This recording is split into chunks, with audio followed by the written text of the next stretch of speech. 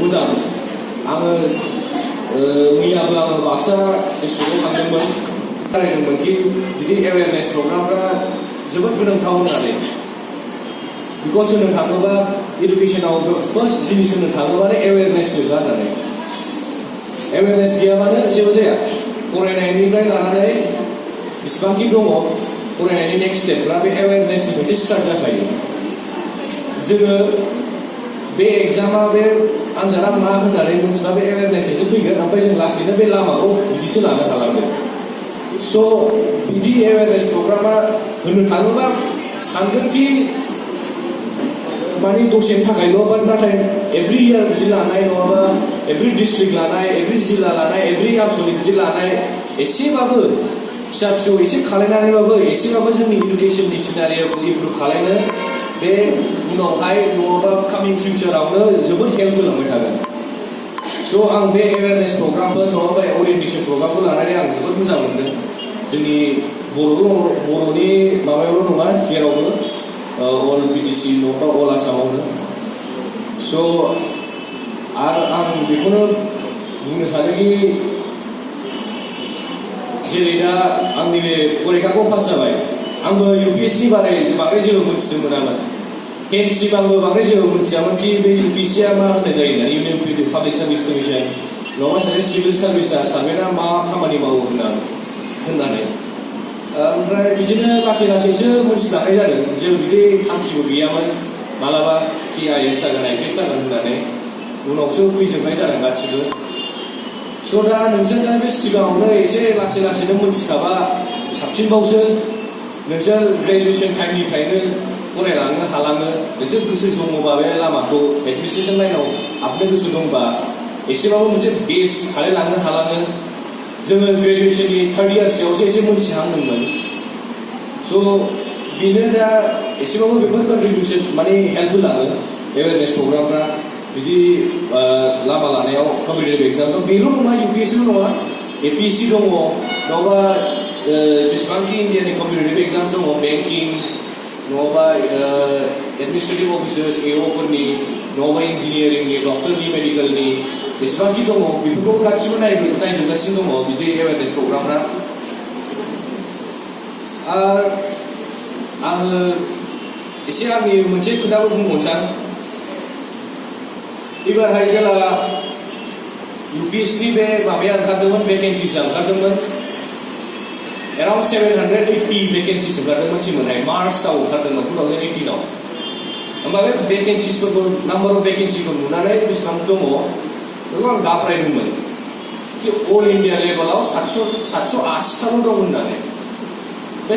अल India लेभेलाव 780आथ' जोबोद खम नाम्बार नोङो लाख लाख जन बे परिखाखौ होयो स' बेहाय एसे फैदोंमोन कि आं हाब बे 780 मारै माबानांगौ होननानै अल इन्डिया कमप्लिट खालामबावनांगौ होननानै आरो बेल' नङा बेनि सिगांबो जेब्ला बे लामाखौ लाजेनदोंमोन होनबा मोनथिदोंमोन कि बे फरिखाया ओरैबायदि कि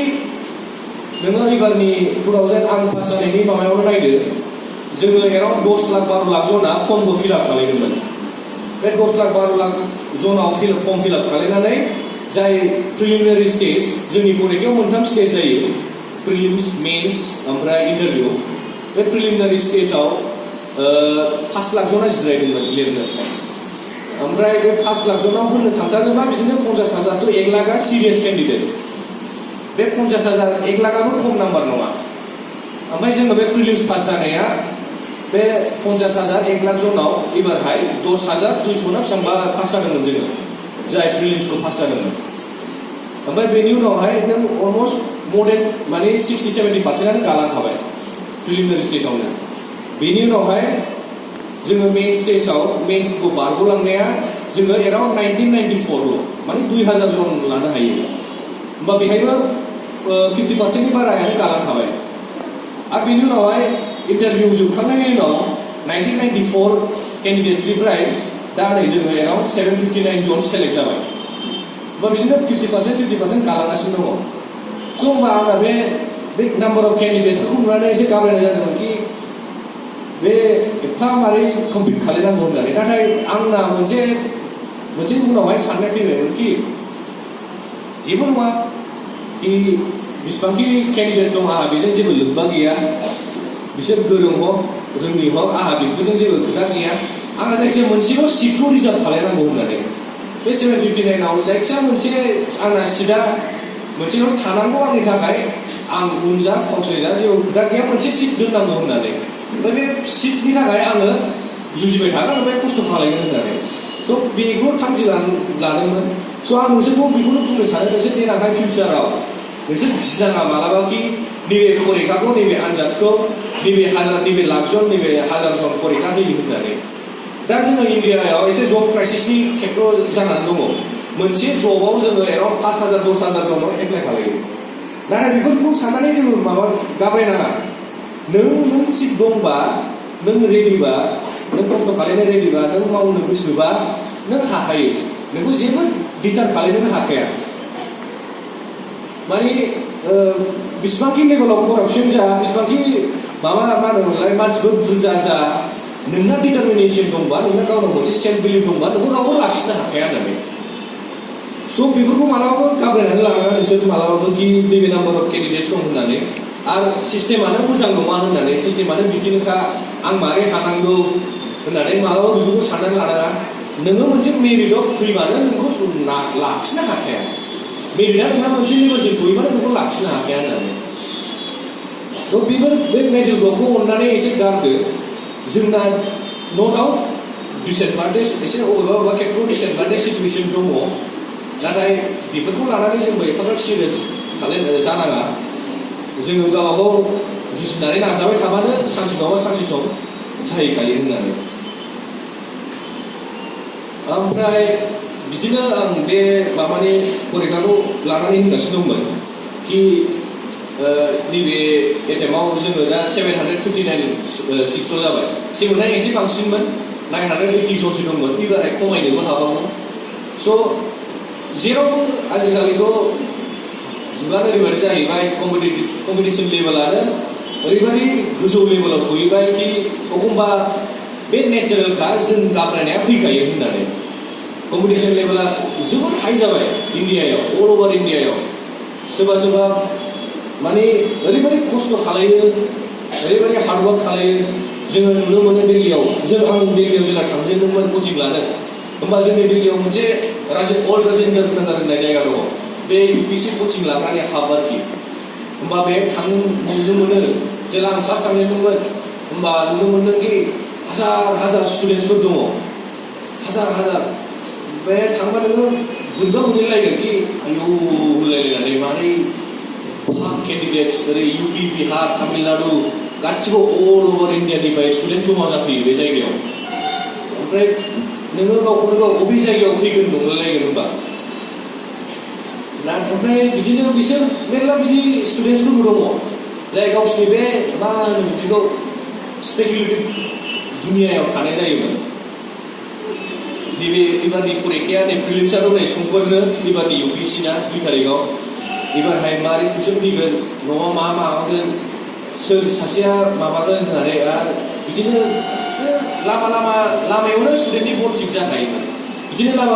लाबाय थागोन बिदि खोथाखौनो ओमफ्राय बिदि मानसिफोर बिदि केन्डिडेट्सफोर बिदि माबा रायलायबाय थाग्राया बिदिनो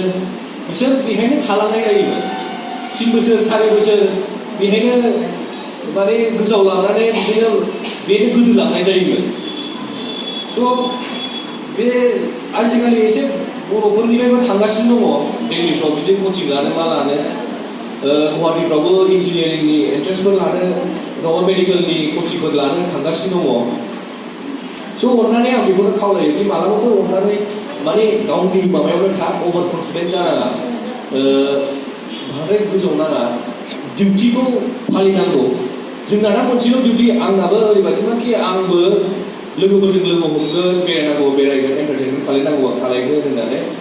नाथाय गावनि बे डिउटिखौ मालाबाबो बावनो नाङा जोंनि डिउटिया मा दा जों फरायनायसो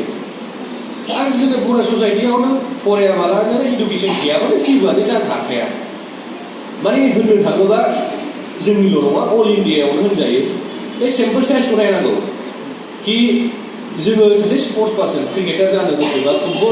फुटबलार जानो गोसोबा सेम्पल साइजआ जोबोद फिसा जोङो एकदम टप लेभेलनि थांनांगोन होमबासो जोङो साक्सेसफुल जानो हागोन नाथाय इडुकेसननि सेक्टर साइजआ होननो थाङोबा कम्पिटिशना बारायबाबो एसे दाबो गुवारैनो दङ होमबा स' जों बे एसे गुवार सेम्पल साइजआवनो जों दा गावखौनो गाव मोजां खालामनो नाजानांगोन ओमफ्राय बे इडुकेसनाल' जोंखौ बिदि अपरचुनिटि होगोन इडुकेसनाल' जोङो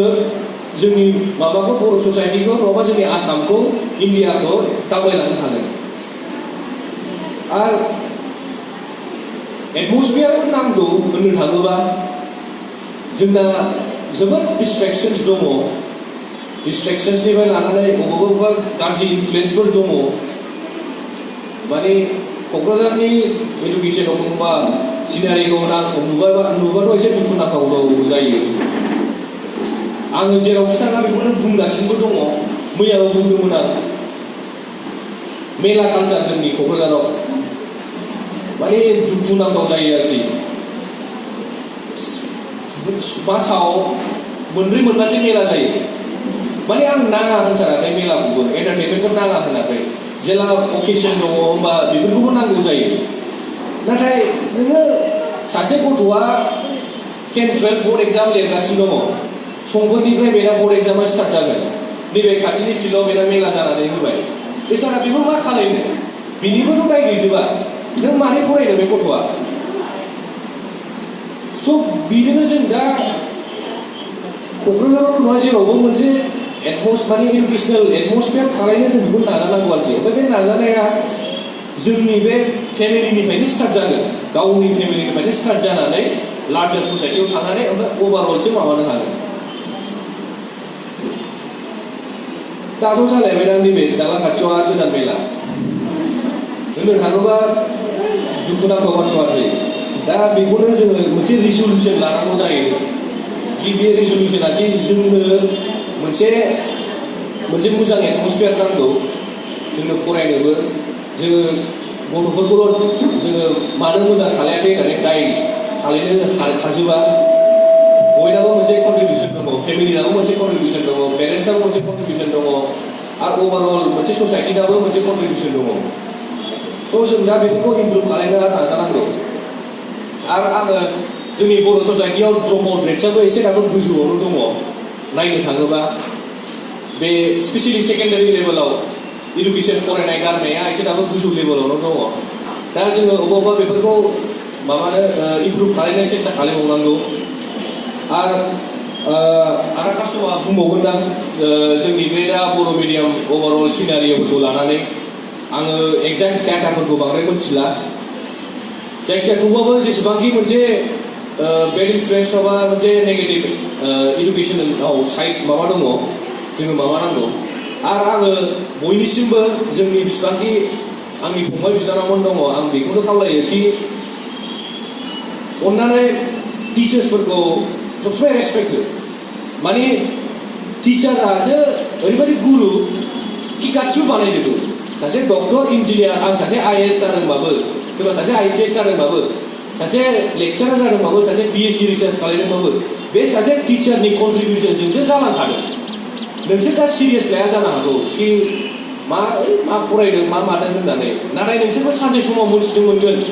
कि औ बे मेडामा कारेक्टमोन बे सारा कारेक्टमोन होननानै मा बुंदोंमोन